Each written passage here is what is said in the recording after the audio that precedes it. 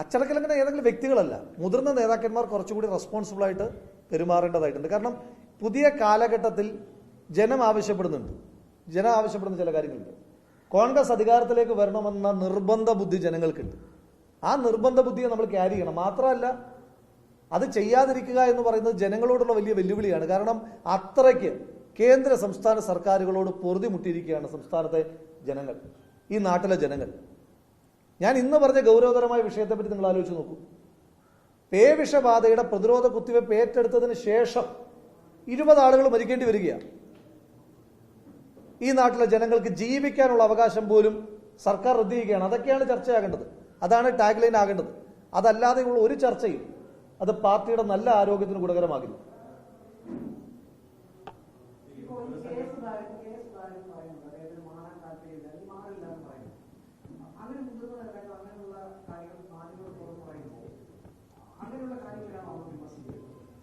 അങ്ങയുടെ ആ ചോദ്യത്തിന്റെ ഉദ്ദേശശുദ്ധി മനസ്സിലാക്കാൻ പറ്റുന്ന ഒരാളാണല്ലോ ഞാൻ. അങ്ങയുടെ മാധ്യമ സ്ഥാപനം തന്നെ അദ്ദേഹം പ്രസിഡന്റ് ആയതിനു ശേഷം 10-11 തവണ അദ്ദേഹത്തെ മാറ്റി. ഇതുവരെ അദ്ദേഹം മാറിയിട്ടില്ലല്ലോ.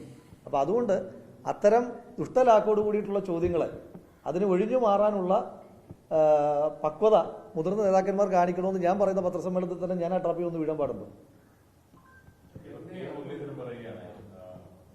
ഞാൻ ഒരു നേതാക്കന്മാരുടെയും പേരുകളിലേക്കില്ല. അത്തരമൊരു ചർച്ചയ്ക്ക് വേണ്ടിയിട്ടല്ല. ഞാൻ പറഞ്ഞല്ലോ, ഇന്നത്തെ എന്റെ പത്രസമ്മേളനം ഒരു വാർത്തയാക്കാൻ വേണ്ടിയിട്ട് പത്രസമ്മേളനം നടത്തുന്ന ആളല്ല ഞാൻ. ഇന്നത്തെ ദിവസം വരെ യൂത്ത് കോൺഗ്രസ് പ്രസിഡന്റ് ആകുമ്പോഴും അതിനു മുൻപും ഞാനും എന്റെ തലമുറയും എന്റെ മുൻ തലമുറയും എല്ലാം വാർത്താ സമ്മേളനങ്ങൾ നടത്തുന്നത് ഈ ജനവിരുദ്ധരായ സർക്കാരുകളെ തുറന്നു കാണിക്കുവാൻ വേണ്ടിയിട്ടാണ്. ഇന്നത്തെ മാധ്യമ സമ്മേളനത്തിന്റെയും പ്രധാന ഉദ്ദേശം അത് തന്നെയാണ്. അതല്ലാതെയുള്ള ഏതെങ്കിലും ഒരു നേതാവിനെ എതിരേറ്റുള്ള ഒരു വാർത്തയ്ക്കും പ്രതികരിക്കാൻ ഞാനില്ല. അത് നേതൃത്വത്തിന് ഇത് നല്ല ബോധ്യമുള്ള ആളുകളാണ്, നല്ല കപ്പാസിറ്റി ഉള്ളതാണ് നേതൃത്വം. അത് കേരളത്തിലെ നേതൃത്വമായാലും ഹൈക്കമാൻഡ് ആയാലും. ഈ വിഷയങ്ങൾക്കകത്ത് ഹൈക്കമാൻഡിന് ഒരു ക്ലാരിറ്റി ഉണ്ടല്ലോ. അപ്പൊ ഇവിടുന്ന് വാർത്തകൾ വരേണ്ട കാര്യമില്ലല്ലോ. ഇവിടുന്ന് എന്തിനാ നമ്മൾ വാർത്തകൾ ഉണ്ടാക്കുന്നത്? ഇവിടുത്തെ വാർത്തകൾ ആവശ്യമില്ല. ഹൈക്കമാൻഡിന് അറിയാം. ഇപ്പൊ എന്നെ നിയമിച്ചത് ഹൈക്കമാൻഡാണ്. ഹൈക്കമാൻഡിന് അറിയാം എത്ര കാലം ഞാൻ പ്രവർത്തിക്കണം, എത്ര കാലം ഞാൻ മാറണം. എന്നോട് മാറാൻ പറയുമ്പോൾ ഞാൻ മാറും. അതല്ലാതെ ഇവിടെ കിടന്ന് വാർത്ത ഉണ്ടാക്കിയിട്ട് കാര്യമുണ്ടോ?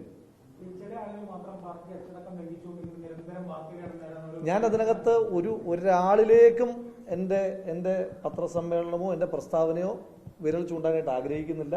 ഏതെങ്കിലും ഒരു വ്യക്തിയിലേക്കല്ല ഞാൻ പറയുന്നത്. പൊതുവിൽ മുതിർന്ന നേതാക്കന്മാർ, പുതുതലമുറ കാണിക്കുന്ന ഒരു അച്ചടക്കം ഉണ്ടല്ലോ. പുതുതലമുറ ഈ വിഷയങ്ങൾക്കകത്ത് അവർക്കുള്ള ഒരു ക്ലാരിറ്റി ഉണ്ടല്ലോ. നിങ്ങൾ ആരെ വേണമെങ്കിലും എടുത്തു. ഞാൻ പറയാമല്ലോ, 10 വർഷത്തിനിടയിൽ ഈ പാർട്ടിയെ പ്രതിരോധത്തിലാക്കിയ ഒരു ചെറുപ്പക്കാരന്റെ സ്റ്റേറ്റ്മെന്റ് നിങ്ങൾ പറഞ്ഞു. ഈ പാർട്ടിയുടെ ഏതെങ്കിലും ഒരു പ്രവർത്തകന് മറുപടി പറയാൻ ബുദ്ധിമുട്ടുണ്ടാക്കിയ ഒരു ചെറുപ്പക്കാരന്റെ പേര് പറ.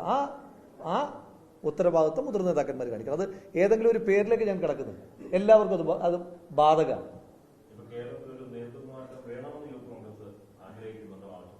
അല്ല, കേരളത്തിലൊരു നേതൃമാറ്റം വേണമെന്നോ വേണ്ടായെന്നോ പറയാൻ കേരളത്തിലുള്ള നേതാക്കന്മാരുടെ കപ്പാസിറ്റി എന്താണ് കേരളത്തിലെ നേതാക്കന്മാരുടെ കപ്പാസിറ്റി? വേണമെന്ന് പറയാനോ വേണ്ട എന്ന് പറയാനോ? ഇത് നമ്മളെ നിശ്ചയിക്കുന്ന ആളുകളില്ലേ? നമ്മളെ നിശ്ചയിക്കുന്ന ആളുകളല്ലേ നമ്മൾ തുടരണമോ നമ്മൾ വേണ്ടായോ എന്ന് തീരുമാനിക്കേണ്ടത്? ആ നിശ്ചയിക്കുന്ന ആളുകളല്ലേ? ആ ആളുകൾക്ക് അതിനകത്തൊരു കപ്പാസിറ്റി ഉള്ളതുകൊണ്ടാണല്ലോ നമ്മളെയൊക്കെ നിശ്ചയിച്ചത്. ആ ആളുകൾ തന്നെ തീരുമാനിച്ചോട്ടെ.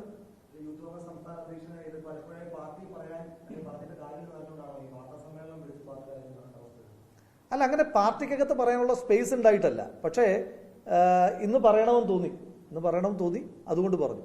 പാർട്ടിക്കകത്ത് പറയാനുള്ള ഒരു സ്പേസിന്റെ കുറവൊന്നും യൂത്ത് കോൺഗ്രസ് പ്രസിഡന്റ് എന്ന നിലയിലോ നിയമസഭാ സാമാജിക എന്ന നിലയിലോ ഇല്ല. പക്ഷെ പാർട്ടി പ്രവർത്തകർക്ക് ഒരു വേദന ഉണ്ടാകുന്നുണ്ട്. ആ വേദന അഡ്രസ്സ് ചെയ്യണമെന്ന് തോന്നി. എൻ്റെ ഈ മാധ്യമ സമ്മേളനം കൊണ്ട് പോലും വേദന ഉണ്ടാകുന്ന പാർട്ടി പ്രവർത്തകരുണ്ടാകും. അവരോട് ഖേദം രേഖപ്പെടുത്തുവാൻ കൂടി ഞാൻ ഈ അവസരം ഉപയോഗിക്കുകയാണ്.